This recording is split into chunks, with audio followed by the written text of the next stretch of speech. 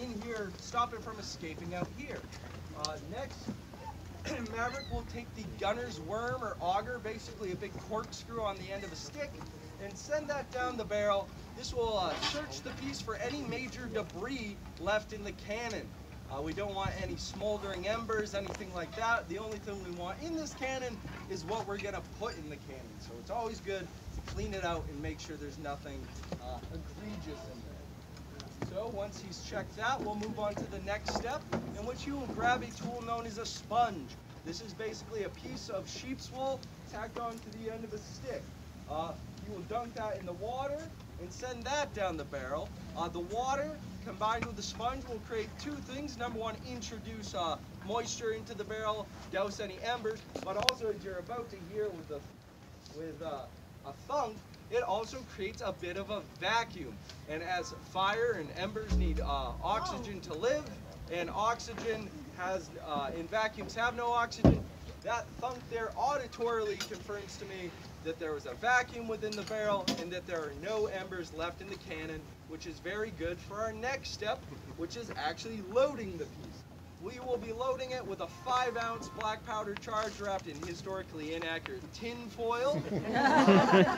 Sadly, the period cloths that they would use, such as flannel and muslin cloth, would tend to smolder quite a bit. And of course, we're right over a nice park and we don't want to disturb anybody down there. So we decided to opt for the tin foil. Now that that's loaded in the gun, we can roll it up to the wall.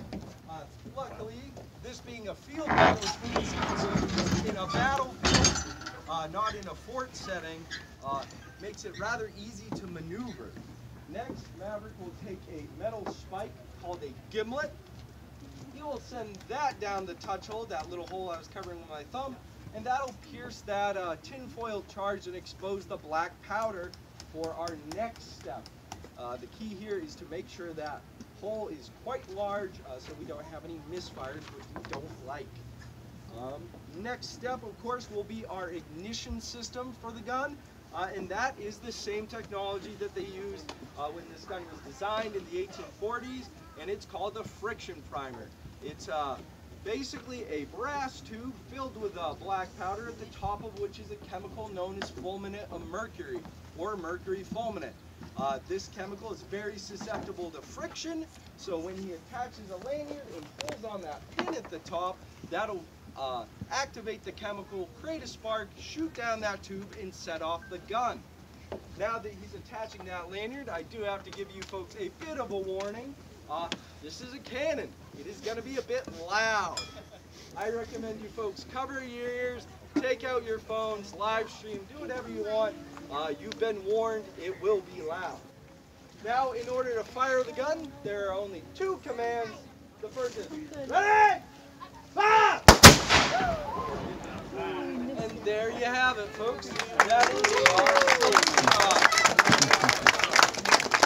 If any of you have any questions, me and Matt will be up here cleaning the gun. Feel free to come up, ask any questions you have. We'll be happy to answer them. If not, our next event will be at... It's perfect. Yeah, we'll do the National Park Tour starting right down there on the parade ground just after this.